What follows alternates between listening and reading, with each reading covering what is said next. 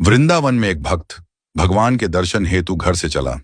जब मंदिर के पास वाली गली में पहुंचा तो देखा मंदिर के समीप एक मिठाई की दुकान थी। भक्त ने दुकानदार से कहा, भगवान के लिए प्रसाद में पेड़े दे दीजिए। दुकानदार पेड़े तोल ही रहा था, तभी उसकी नजर सामने खड़े एक बच्चे पर पड़ी। छोटा सा बच्चा चिलचिलाती धूप में नंगे पैर तपती धरती पर खड़ा था, हाथ में फूल मालाएं ली। वो पुकार रहा था, भगवान के लिए फूल ले लो, फूल माला ले लो। हर आते जाते भक्त की दृष्टि उस बच्चे के पैरों पर पड़ी। न चप्पल न जूते। धरती इतनी तप रही थी कि बच्चा कभी एक पैर को ऊपर रखता तो कभी दूसरे को। वो तपन से बचने की कोशिश कर रहा था, पर आवाज में समर्पण था, श्रद्धा थी, प्रेम था भगवान के लिए। भक्त से यह देखा न गया। उसने मिठाई वाले से कहा, प्रसाद यहीं रखो, मैं अभी आता हूं। वो पास की चप्पल की दुकान पर गया, नन्हे से बच्चे के लिए चप्पल खरीदी, फिर लौटा और बोला, लो बेटा, इसे पहन लो। बच्चे ने चप्पल देखी, फिर उस व्यक्ति को देखा, फिर आंखों में आंसू आ गए। उसने पूछा, क्या आप श्री कृष्ण हैं? व्यक्ति मुस्कुराया, बोला, नहीं बेटा, मैं श्री कृष्ण नहीं हूं।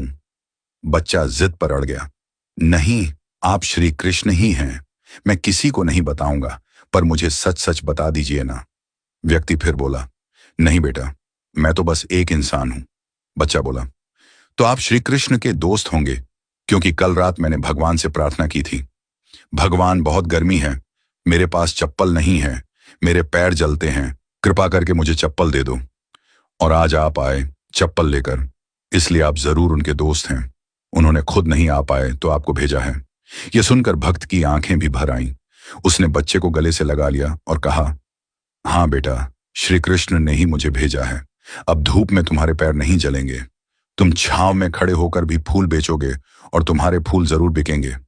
बच्चे ने झुककर उस व्यक्ति के चरण छू लिए और मुस्कुराकर बोला, भगवान कितने दयालु हैं ना, कितने व्यस्त रहते हैं, पर फिर भी अपना कोई दोस्त भेज ही देते हैं। व्यक्ति ने प्रसाद लिया, बच्चे से फूल माला ली और मंदिर जाकर भगवान से कहा, प्रभु धन्यवाद, आज आपने मुझे आपका मित्र बनने का अवसर दिया। दोस्तों, भगवान सबको एक मौका देते हैं उनका मित्र बनने का। यह हम पर निर्भर करता है कि हम उनके इस निमंत्रण को पहचानते हैं या नहीं। हर व्यक्ति, हर जीव भगवान के सामने नतमस्तक होता है, भगवान के सामने अपनी इच्छा रखता है, भगवान को अपने दुख बताता है, अपनी परेशानी बताता है, भगवान के साथ अपने हालात साझा करता है, और भगवान किसी भी जीव के भीतर प्रकट होकर के उस व्यक्ति की मदद करते हैं। यदि आप चाहते हैं कि आपको भी वो मौका मिले कि भगवान आपके भीतर प्रकट हो, तो दूसरों की मदद करना शुरू कर दीजिए। इससे आप भगवान के मित्र बन जाएंगे। क्या आप तैयार हैं भगवान के मित्र बनने के लिए?